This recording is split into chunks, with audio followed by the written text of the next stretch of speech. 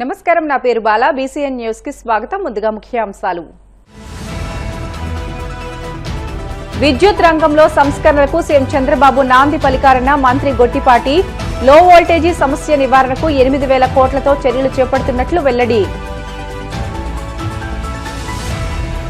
న్యాయ మైనార్టీ శాఖలకు బడ్జెట్లో కేటాయించిన 1,352 కోట్లను ఆమోదించాలి. శాసనసభలో ప్రతిపాదించిన మంత్రి ఎన్ఎండి ఫరూక్. చెప్పులు వేసుకుని దేవుడి ఫోటోలను ప్లకార్డుల్లో పట్టుకుని సభలోకి రావడం అత్యంత దుర్మార్గం. వైసీపీ సభ్యుల తీరుపై మంత్రి కందుల దుర్గేష్ ఫైర్.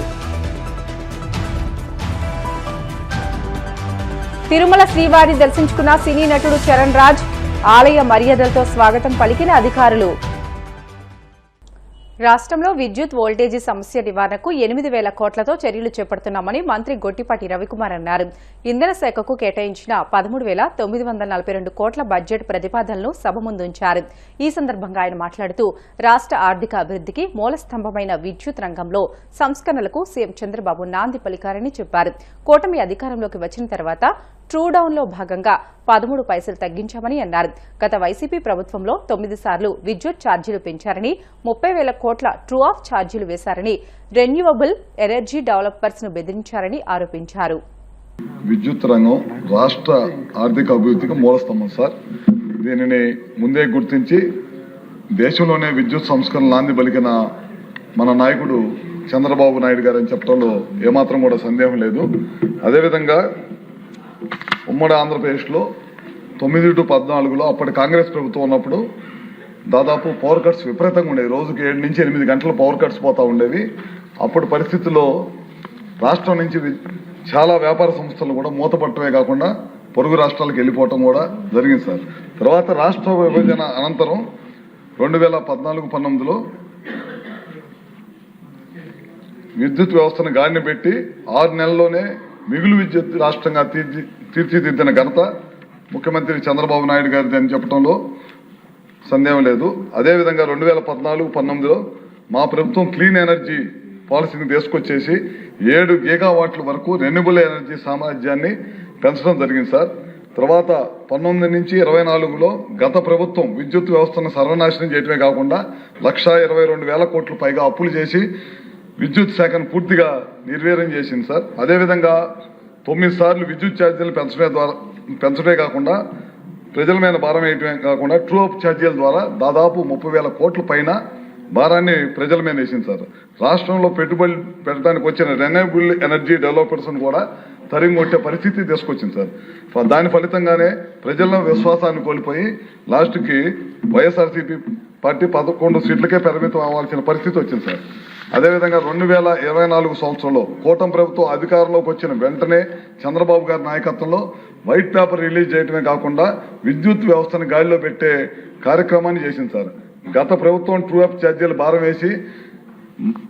వేసింది సార్. మన ప్రభుత్వం అధికారంలోకి వచ్చిన తర్వాత దేశంలో మొట్టమొదటిసారి ఏ రాష్ట్ర ప్రభుత్వం చేయలేని పని ట్రూ అప్ నుంచి ట్రూ డౌన్ చేసి 13 పైసలు ట్రూ డౌన్ చేసిన ఘనత ఈ రాష్ట్ర ప్రభుత్వాన్ని, కూటమి ప్రభుత్వాన్ని, చంద్రబాబు గారి నాయకత్వం సార్. అలాగే ఐస్ పాలసీ 2024 ఇంట్రడ్యూస్ చేసి 160 గీగావాట్ల సామర్థ్యాన్ని రెన్యూబుల్ ఎనర్జీ టార్గెట్ దిశగా ఈ ప్రభుత్వం పనిచేస్తుంది సార్. వ్యవసాయం మరియు అనుబంధ రంగాలకి రోజుకు 9 గంటల పాటు ఉచిత నాణ్యమైన పగటిపూట విద్యుత్ సరఫరాకు ప్రభుత్వం అత్యున్నత ప్రాధాన్యత ఇస్తుంది సార్. అలానే అన్ని వర్గాల వినియోగదారులకి 24/7 నాణ్యమైన విద్యుత్ సరఫరా చేయడానికి ఈ ప్రభుత్వం కట్టుబడి ఉంది. 2026-27 ఆర్థిక సంవత్సరానికి గాను బడ్జెట్లో ఇంధన శాఖకు 13,942 కోట్ల 67 లక్షల సబ్సిడీని అధిక భాగం ఇందులో సబ్సిడీని వినియోగించుకోబడుతుంది సార్. ఇందులో అధిక భాగం ప్రజా సంక్షేమ సబ్సిడీలకే వినియోగిస్తున్నాం సార్. ఈ బడ్జెట్ లో ముఖ్యమైన కార్యక్రమం ఆంధ్రప్రదేశ్ ఉచిత వ్యవసాయ పథకం సార్. దీని ద్వారా దాదాపు 22 లక్షల పైగా వ్యవసాయ వినియోగదారులకు ఉచిత విద్యుత్ అందిస్తున్నాం సార్. అట్లానే ఆక్వా రంగానికి ₹3.45 బదులు ₹1.5 రేటుతో విద్యుత్ సరఫరా చేస్తున్నాం సార్. ₹2.35 డిఫరెన్స్ అమౌంట్ ని డిస్కమ్లకి ఈ ప్రభుత్వం చెల్లిస్తుంది సార్. ఈ పథకం ద్వారా దాదాపు 890 కోట్ల రూపాయలు కేటాయించబడింది. అదేవిధంగా రాష్ట్రంలో 20 లక్షల పైగా ఎస్సీ ఎస్టీ గృహాలకు నెలకి 200 యూనిట్ల వరకు ఉచితంగా విద్యుత్ అందిస్తా ఉన్నాం సార్. అదేవిధంగా చేనేత కార్మికులకు, దోబిఘాట్లకు, బార్బర్ షాప్స్ కి, గోల్డ్ కవరింగ్ యూనిట్స్లకు ఫ్రీ సబ్సిడీ విద్యుత్ అందిస్తున్నాం సార్. రేపు 1/4/2026 నుంచి హ్యాండ్లూమ్స్ కి 200 యూనిట్లు, పవర్ లూమ్స్ కి 500 యూనిట్లు ఉచితంగా అందించే నిర్ణయం ఈ ప్రభుత్వం తీసుకుంది సార్. విద్యుత్ ఉత్పత్తి విషయంలో కూడా రాష్ట్రం ముందంజలో ఉంది సార్. ప్రస్తుతం రాష్ట్ర ఇన్స్టాల్డ్ కెపాసిటీ 21,452 మెగావాట్లు. అందులో 37% రెన్యూబుల్ ఎనర్జీ నుంచి వస్తుంది. రాయలసీమలో బెంచ్ ఏర్పాటు ప్రక్రియ హైకోర్టులో పెండింగ్ లో ఉందని మంత్రి ఫరూక్ అన్నారు. తన శాఖలకు బడ్జెట్లో కేటాయించిన 1,352 కోట్లను ఆమోదించారని ఆయన ప్రతిపాదించారు. రాష్ట్రంలో కోర్టు భవనాలు, మౌలిక సదుపాయాలు అస్తవ్యస్తంగా ఉన్నాయన్న విషయం తమ దృష్టికి వచ్చిందని, దీనిపై హైకోర్టు రిజిస్ట్రార్కు నివేదిక అందిస్తామని చెప్పారు. గౌరవ సభ్యురాలు అఖిలమ్మ గారు చాలా విషయాలు చెప్పారు సార్. జ్యుడిషియరీ గురించి, అదేవిధంగా జ్యుడిషియరీలో చాలా వేకెన్సీస్ ఉన్నాయి, అవన్నీ భర్తీ చేయాలా సార్. తమ తెలుసు జ్యుడిషియరీ మేమంతా వేకెంట్ ప్లేసెస్ కానీ ఏదైనా ఉంటే సంపూర్ణంగా హైకోర్టు రిజిస్టర్ గారికి పంపిస్తాం సార్. సంపూర్ణంగా హైకోర్టు జస్టిస్ ఎవరున్నారో వాళ్ళ అనుమతితోనే ఇవి చేస్తా ఉన్నాం. మొన్ననే ముఖ్యమంత్రి గారు హైకోర్టు జడ్జి గారు అడిగితే చాలా పోస్టులు కూడా ఇచ్చారు సార్. దాదాపుగా మనం ఎవరైతే జ్యుడిషియరీకి ఇచ్చిన డబ్బులు 99.9% కూడా ఖర్చు పెట్టడం జరిగింది సార్. ఈ విత్త బడ్జెట్లో ఒక నయా పైసా కూడా లేదు సార్. ఈసారి అదనంగా మళ్ళా 130 కోట్ల రూపాయలు కూడా ఇవ్వడం జరిగింది సార్. అదేవిధంగా గతంలో కన్నా దాదాపుగా 150 కోట్ల రూపాయలు బడ్జెట్ పెంచడం జరిగింది సార్. అదేవిధంగా బిల్డింగ్స్ కావాలన్నారు. బడ్జెట్ బిల్డింగ్లు కూడా చాలా మంది అడిగారు సార్. గౌరవ సభ్యులు అఖిలమనే కాకుండా చాలా మంది గౌరవ సభ్యులు అడిగారు. చాలా చోట్ల ఇన్ఫ్రాస్ట్రక్చర్ లేదు, బిల్డింగ్స్ లేదు, చాలా అస్తవ్యస్తలు ఉన్నాయని చెప్పారు సార్.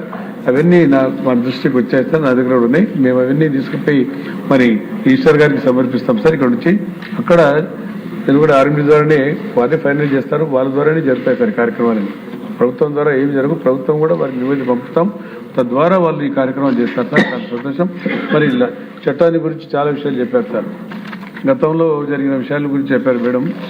వాస్తవమే సార్, 2014లో రాష్ట్రం విడిపోయిన తర్వాత రాజధాని సమస్య వచ్చినప్పుడు గౌరవ సభ్యురాలు కూడా ఉన్నారు, మంత్రిగా ఉన్నారు, సభ్యురాలుగా ఉన్నారు, చాలా మంది గౌరవ సభ్యులు కూడా ఉన్నారు సార్.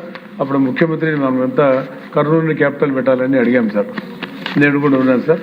అందరు కర్నూలు కాదు, మధ్యలో ఇక్కడ కాదు, రాజధాని విజయవాడ అమరావతి ఏర్పాటు చేసుకుందాం, అందరికి వెసులుబాటు ఉంటుంది, సెంటర్లో ఉంటుంది. కాబట్టి ఈ గతంలో అది రాష్ట్రం విడిపోయిన తర్వాత 1953-56లో హైకోర్టు గుంటూరులో ఉన్నది కాబట్టి, క్యాపిటల్ కర్నూలు ఉన్నది కాబట్టి ఇప్పుడు ఇక్కడ హైకోర్టులో బెంచ్ ఇక్కడ ఏర్పాటు చేద్దామని చెప్పి ముఖ్యమంత్రి గారు నిర్ణయం తీసుకోవడం జరిగింది సార్. ఆ నిర్ణయం మేము క్యాబినెట్లో కూడా అప్రూవ్ చేసి పంపించాం సార్. క్యాబినెట్ అప్రూవ్ చేసి హైకోర్టుకు సమర్పించడం జరిగింది sir. The matter pending before honourable high court sir. High court నిర్ణయం తీసుకున్న తర్వాత, ఎందుకంటే దాని మీద పర్సూ చేస్తున్నాం. చాలా మంది గౌరవ సభ్యులు కర్నూలు జిల్లా వాళ్ళు కానీ, కడప, అనంతపురం, చిత్తూరు జిల్లా వాళ్ళు కూడా అడిగారు. వాళ్ళ పేర్లు కూడా చెప్పాల్సిన అవసరం లేదు సార్.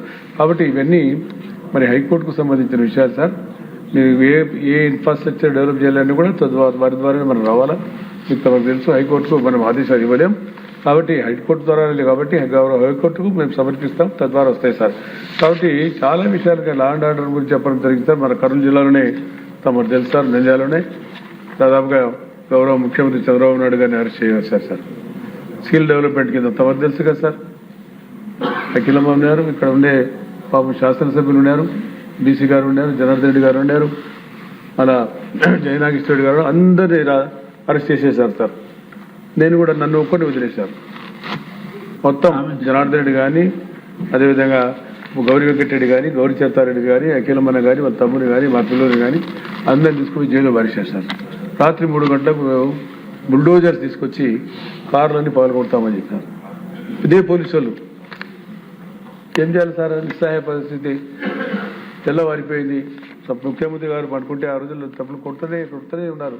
నేను చెప్పాను, తెల్లవారితే 6 గంటలకు లేస్తారు, మీరు ఎందుకు చేస్తారు. వైసీపీ సభ్యులు వెంకటేశ్వర స్వామి చిత్రపటాన్ని ప్లకార్డులా పట్టుకుని సభలోకి రావడం అత్యంత దుర్మార్గమని మంత్రి కందుల దుర్గేష్ అన్నారు. వైసీపీ సభ్యుల తీరు హిందువుల మనోభావాలను తీవ్రంగా గాయపరిచిందని, దీన్ని జనసేన పార్టీ తరపున తీవ్రంగా ఖండిస్తున్నామని పేర్కొన్నారు.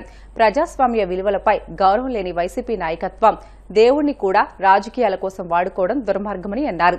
స్వామివారి చిత్రపటాలను సభలోకి తీసుకురావడమే కాకుండా తిరిగి వెళ్లేటప్పుడు వాటిని టేబుల్ పైకి విసిరేయడం వారి అహంకారానికి నిదర్శనమని మండిపడ్డారు. ఈ ఘటనను మండలి చైర్మన్ తీవ్రంగా పరిగణించాలని కోరారు. ఇలాంటి చర్యలపై కఠినంగా వ్యవహరించకపోతే భవిష్యత్తులో మరిన్ని అపచారాలకు పాల్పడే అవకాశం ఉందని అన్నారు. ప్రజాస్వామ్య విలువల మీద ఏమాత్రం గౌరవం లేనటువంటి ఒక నాయకుడి నేతృత్వంలో ఉన్నటువంటి వైఎస్ఆర్ కాంగ్రెస్ పార్టీ, దానికి సంబంధించినటువంటి శాసనమండలి సభ్యులు ఈరోజు శాసనమండలిలో చేసినటువంటి అపచారం, అపవిత్రత, హిందువుల మనోభావాల్ని దెబ్బతీసే విధంగా చేసినటువంటి కార్యక్రమాన్ని జనసేన పార్టీ తీవ్రంగా ఖండిస్తూ ఉంది. కలియుగ ప్రత్యక్ష దైవంగా మనం కొలుచుకునేటువంటి వెంకటేశ్వర స్వామి యొక్క చిత్రపటాన్ని పట్టుకుని కాళ్ళకి చెప్పులు వేసుకుని ఆ చిత్రపటాన్ని ఒక ప్లకార్డ్లా వాడుతూ సభలోకి తీసుకురావడం అనేదే చాలా పెద్ద అపచారం. అంటే దీనికి వైఎస్ జగన్మోహన్ రెడ్డి గారి యొక్క డైరెక్షన్తో నడిచేరనేటువంటిది స్పష్టంగా కనబడతా ఉంది. వారందరూ వచ్చి సభలో ప్లకార్డులు ప్రదర్శించినట్లుగా వెంకటేశ్వర స్వామి చిత్రపటాన్ని ప్రదర్శించి ఆ హడావిడి అయిపోయిన తర్వాత తిరిగి వెళుతూ చాలా నిర్లక్ష్యంగా టేబుల్ మీదకి ప్లకార్డులతో పాటు ఆ చిత్రపటాన్ని కూడా విసిరేసినటువంటి సంఘటన కూడా మనం చూస్తాం. అటువంటి దుర్మార్గకరమైనటువంటి విధానాన్ని తీవ్రంగా ఖండిస్తున్నాం. ఈ రాష్ట్రంలో ప్రజాస్వామ్యం అంటే విలువ లేదు మీకు. భగవంతుని పట్ల అపచారాలు చేయటం నిత్యకృత్యం అయిపోయింది మీకు. ఇవాళ ఏ రకంగా సమర్థించుకోవడానికి మీరు ఈ రకమైన కార్యక్రమాలు చేస్తా ఉన్నారు? ఆచార్య నాగార్జున యూనివర్సిటీ ఇంజనీరింగ్ కళాశాల భవనంపై ఉన్న దివంగత వైఎస్ రాజశేఖర రెడ్డి పేరును తొలగించడంపై వైసీపీ విద్యార్థి విభాగం వర్కింగ్ ప్రెసిడెంట్ రవిచంద్ర మండిపడ్డారు. ఇంజనీరింగ్ కాలేజీకి రాజశేఖర రెడ్డి పేరును యథాతథంగా కొనసాగించాలని డిమాండ్ చేశారు. తాడేపల్లిలోని పార్టీ కేంద్ర కార్యాలయంలో ఆయన మీడియాతో మాట్లాడుతూ వైఎస్ఆర్ మరణాంతరం గౌరవ సూచకంగా ఆయన భూమి పూజ చేసిన కాలేజీకి నాటి కాంగ్రెస్ ప్రభుత్వం YS Rajasekhara Reddy engineering and technology కళాశాలగా పేరు పెట్టిందని అన్నారు. కానీ కూటమి ప్రభుత్వం మాత్రం తెలుగుదేశం విద్యార్థి విభాగం కోరిన వెంటనే దివంగత ముఖ్యమంత్రి పేరును ఏకపక్షంగా తొలగించడాన్ని వైసీపీ విద్యార్థి విభాగం తీవ్రంగా పరిగణిస్తుందని చెప్పారు. అప్పటి వరకు Acharya Nagarjuna university of engineering and టెక్నాలజీగా పేరుతో ఉన్న కళాశాలని డాక్టర్ వైఎస్ రాజశేఖర రెడ్డి ఇంజనీరింగ్ కాలేజీగా పేరు మార్చారు.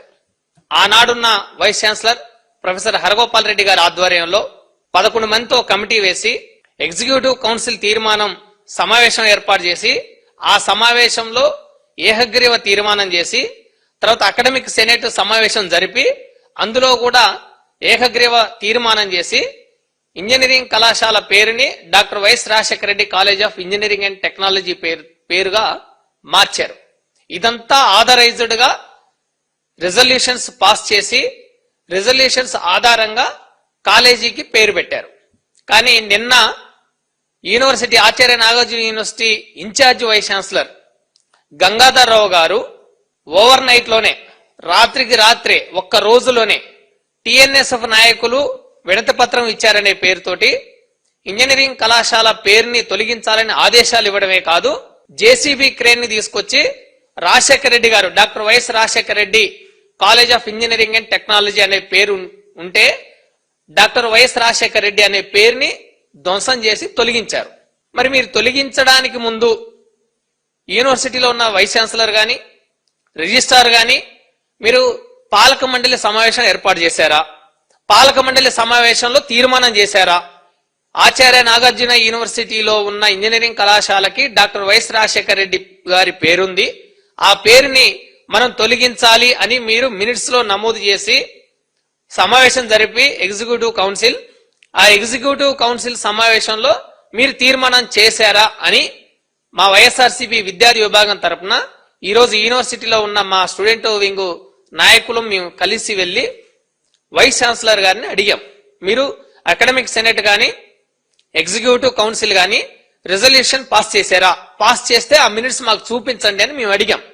వాళ్ళు దానికి చెప్తున్న సాక్ ఏంటంటే ఇన్ఛార్జి వీసీ గాని రిజిస్టర్ గాని ఏం చెప్తున్నారంటే వాళ్ళు మేము పాలక మండలి జరిపాము, రిజల్యూషన్ పాస్ చేశాము, దాన్ని ఏఐసిటికి పంపించామంటున్నారు. All India Council for Technical Education అఖిల భారత సాంకేతిక విద్యా మండలికి మేము రెజల్యూషన్ పాస్ ని తీర్మానం కాపీని పంపించాము అని వాళ్ళు చెప్పారు. మేము అడిగాం, అయ్యా వీసీ గారు, రిజిస్ట్రార్ గారు, మీరు పంపించిన తీర్మానం కాపీని మాకు అందించండి. మీరు ఎప్పుడు ఎగ్జిక్యూటివ్ కౌన్సిల్ జరిపారు, ఎప్పుడు మినిట్స్ రాశారు, ఎప్పుడు ఏకగ్రీవ తీర్మానం చేశారు, ఆ తీర్మాన కాపీని మాకు చూపించండి, విద్యార్థి నాయకులుగా మాకు అర్థమవుతుందని మేము అడిగాం. వాళ్ళు మేము పంపించాం కానీ మీకు చూపించలేమండి అంటున్నారు. మరి మీరు రిజల్యూషన్ పాస్ చేసినప్పుడు ఎందుకు చూపించలేరు అని మేము ప్రశ్నిస్తే వాళ్ళు చెప్తున్నది ఏంటంటే ఏఐసిటి నామ్స్ ప్రకారం మొత్తం రాజకీయ నాయకుల పేర్లు ఎవరైతే ఉన్నాయో వాళ్ళ పేర్లు తొలగించాలని మాకు ఏఐసిటి చెప్పింది, అందుకే మేము పేరు తొలగించాము అని అన్నారు. నిజమే, కాసేపు నిజమే అనుకుందాం. ఏఐసిటిఈ ఒక తీర్మానం చేస్తే రాష్ట్రంలో ముఖ్యంగా ఆంధ్రప్రదేశ్ లో రాజకీయ నాయకుల పేర్లు విద్యా సంస్థలో ఉండకూడదు అని తీర్మానం చేస్తే ఇది ఒక్క ఆంధ్రప్రదేశ్కే కాదు, మొత్తం త్రూ అవుట్ ఇండియాలో, ఆల్ ఇండియాలో అఖిల భారత సాంకేతిక విద్యా మండలికి అనుబంధంగా ఉన్న అన్ని యూనివర్సిటీల్లో, అన్ని కాలేజీల్లో ఈ తీర్మానాన్ని అమలు జరపాలి. బులెటిన్లో షార్ట్ బ్రేక్ తీసుకుందాం. Stay with us.